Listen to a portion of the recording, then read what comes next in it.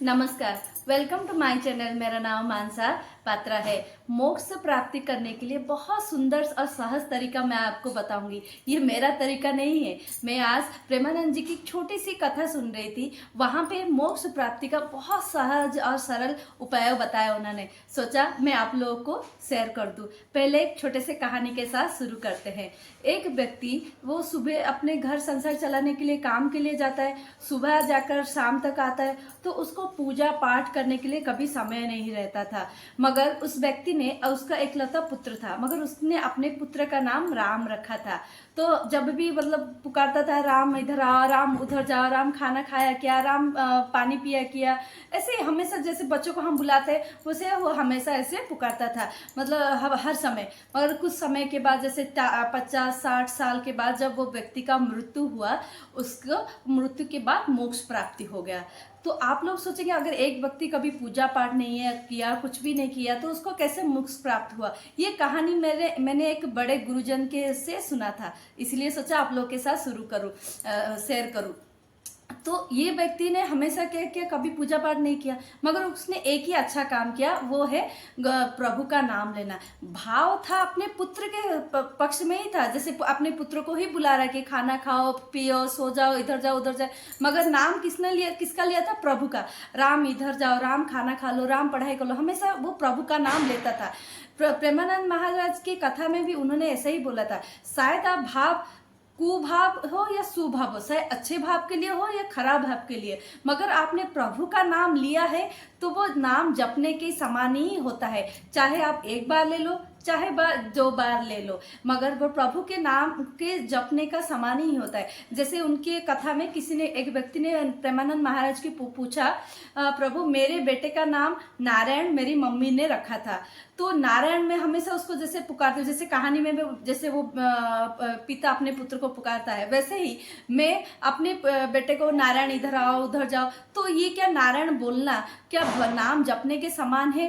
तब प्रेमानंद जी ने बोला, हाँ, अगर आप पुकारते हो अपने बेटे को, मगर नाम आपने भगवान का नाम लिया, तो इसीलिए नाम जपने के समान ही है। शायद आपने भगवान मतलब पुत्र को ही मतलब बुलाया होगा, मगर आपने नाम तो प्रभु का लिया है ना।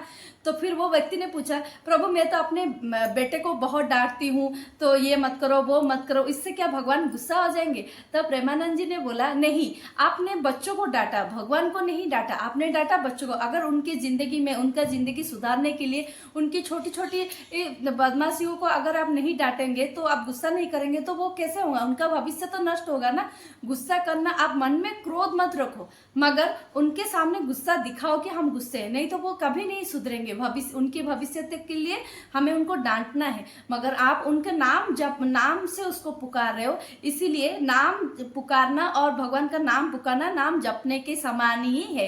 क्योंकि एक बार जैसे अब अगर जगह बच्चों को गुस्सा नहीं करेंगे तो वो सुधरेंगे नहीं। उसका एक छोटा सा उदाहरण भी उन्होंने बोला था।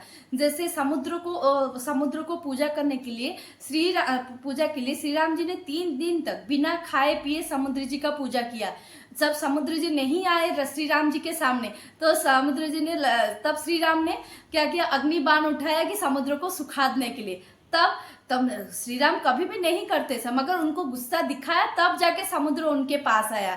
इसीलिए हमेशा बच्चों को गुस्सा दिखाइए, भाव दिखाइए, मगर उनको मतलब दिखाइए, मगर डांटना जरूरी है। मगर नाम ऐसा रखिए कि प्रभु का ही नाम बच्चों का रखिए। पहले जमाने में आप ज्यादातर देखेंगे अपने बड़े बुजुर्गों का नाम हमेशा भगवान के नाम के ऊपर ही रहता था। राम हो या कोई किसका नाम लक्ष्मण हो, हमेशा बच्चा, शिव हो, शिवा हो, हमेशा बच्चों का नाम भगवान को लेके ही रखते थे। ये मुझे लगा ये सही तरीका है। अपने बच्चों का नाम अगर हम भगवान का नाम रखेंगे, ये तो सबसे सही तरीका है मोक्ष प्राप्ति करने के लिए। क्योंकि हम तो हर समय या समय नहीं निकाल पाते कि पूजा पाठ करने के लिए। एटलीस्ट यही एक वे है जैसे हमें मोक्ष प्राप्त करने के लिए बच्चों का अगर हम भगवान का नाम रखेंगे तो। क्योंकि आजकल तो आधुनिक जमाना है, मतलब हम पिता माता क्या क्या नाम रखते हैं इंटरनेट से खोज के, उसका कोई मतलब ही नहीं रहता, सिर्फ नाम रखा जाता है, मगर भगवान को लेके कोई नहीं नाम रखता।